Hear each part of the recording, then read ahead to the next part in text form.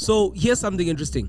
South Africa's finance minister took to the podium last week to tell the country about what to expect going forward financially for the country. This was sort of like the speech that your mom and your dad give you and your siblings before Christmas and festive season spending. Basically, the minister was outlining how Christmas is going to be like based on what money we have, considering that we still have to go back to school in January. It was that kind of speech.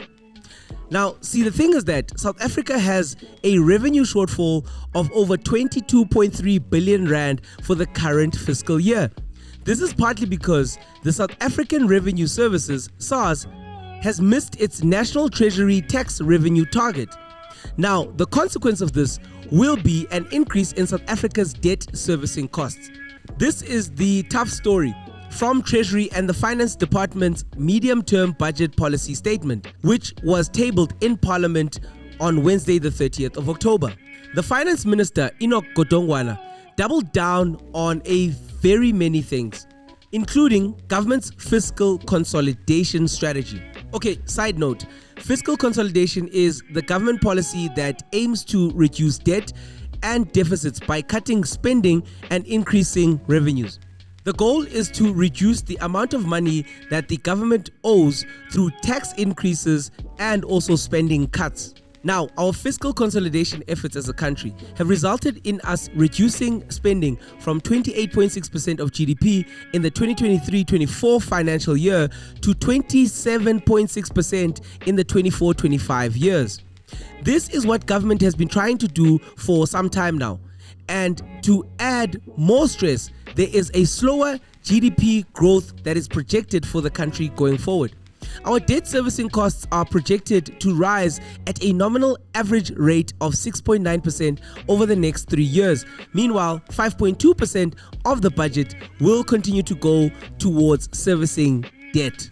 In February this year, the Minister of Finance told us that the debt servicing costs will increase from 20.7% of revenue in 23-24 to 22.1% in 26-27. He also went on to say that over the next year alone, the cost to interest on this debt will amount to roughly 385.9 billion rand per year. This means that South Africa will spend roughly 1 billion rand per day to service its debt. And now that is also set to increase. The Treasury said that these fiscal consolidation efforts would start to narrow our budget deficit from 4.7% of GDP in 2024-25 to 3.4% in 27-28. Treasury said that it's aiming to stabilize government debt by maintaining sufficiently large primary surpluses over the rest of the decade, and a debt stabilization primary surplus would anchor our fiscal policy over the next 3 years. What this actually means in layman's terms is that government is going to tax where they can and cut where they can aggressively in order to get our debt interest payments under control. In this past medium-term budget speech to Parliament, Minister Godongwana said that Treasury would ensure higher levels of capital investment by stabilizing and reducing borrowing costs and directly growing the share of public spending that goes towards capital projects, things like infrastructure. This is what I've actually personally always been looking forward to when we talk about government spending, more capital spending. But one issue that came up was that 5 billion rand would be allocated to a special appropriation bill which would be given to the South African National Roads Agency, SANRAL. Also, the finance minister did not include any major bailout announcements for state-owned enterprises. Actually, that 5 billion rand special appropriation bill would be spent on a few things, but the ones that came up to the top are the SANRAL debt repayment for the Gauteng Freeway e-toll project, as well as for costs associated with the South African genocide case against Israel at the ICJ. Court cases cost money, guys. There was another point of discussion around the minister's speech. The public service wage bill, the money that is paid to government employees for their amazing work. Amazing, right? has over the past 30 years increased as a share of GDP from 5.6% in 1994 to 10.4% in 2023-24. This is largely caused by the fast-growing average remuneration costs of public service employees. This has just happened over the decades. The ratio of the number of people that are serviced per public service employee has increased from 32 to 48 people between 1994 and 2023.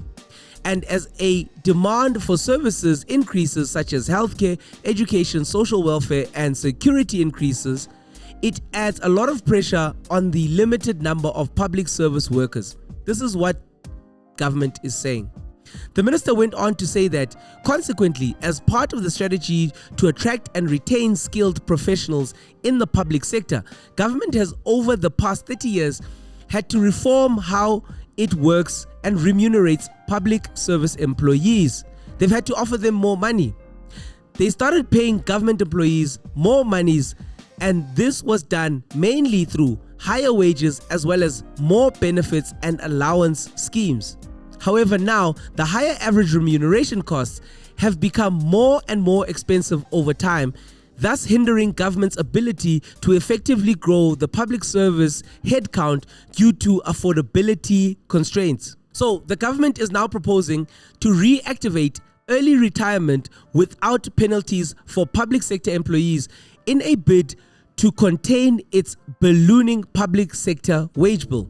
This program will come at an additional cost of, wait for it, 11 billion rands over the next 2 fiscal cycles. But it's said that the details about this particular measure would only be set out properly in the 2025 budget speech in February. Minister of Finance Enoch Godongwana also said on Wednesday that the government was implementing initiatives like this early retirement, not merely to reduce the size of the workforce of public government, but also to introduce younger talent to the public service. Thank you, finally. Now, some of the other highlights or lowlights, depending on how you're looking at it, from the speech went as follows. Government debt is anticipated to reach more than 6 trillion rand or 75.5% of GDP by 2025-26. The South African government's debt servicing costs will reach 388.9 billion rand in the current fiscal year. By the way, that's more money than we spend on the police, law, courts, home affairs. More money than we spend on economic development as a whole. More money than we spend on healthcare in a year. More money than we spend on community development. More money than we spend on... Actually, you know what? Let me stop. You get the idea. It's not great. Now, over the medium term, the main budget deficit will decline from 4.7% of GDP in 2024-25 to 3.4% in 27-28, with primary budget surpluses rising to 1.8% of GDP. The primary budget surplus will be sufficient for debt to stabilize at that 75.5% level. Over the medium term, consolidated expenditure is expected to increase from 2.4 trillion rand per year in 24-25 to 2.8 trillion rand by 27-28. When it comes to tax collection for 24-25, the country is expected to be 22.3 billion rand lower than what National Treasury has estimated. National Treasury forecasts that the real GDP growth will hit 1.1% for 2024. This is lower than the expected 1.3% that was touted in the February budget. Now, over the medium term, GDP is forecasted to only average around 1.8%. And the government says that their pro-growth agenda will aim to create more jobs, reduce inequality, and improve fiscal positioning. Well, that remains to be seen.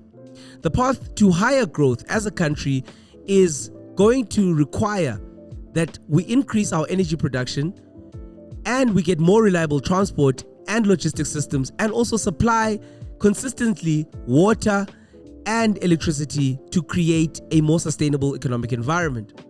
In this regard, reforms from government are aimed to promote partnerships between public and private sectors in order to lower the cost of doing business as government, and also to introduce infrastructure delivery models that will improve and also implement new ways for government to reach its targets. Government has also achieved a primary budget surplus in 2023-24 for the first time in 15 years. Basically, a primary budget surplus occurs when the government's revenue is greater than its non-interest bearing spending.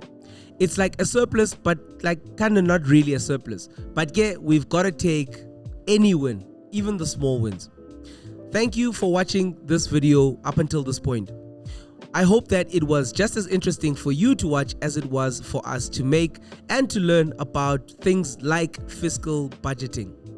Check out one of these other videos and hopefully they'll be just as interesting as this one. Cheers.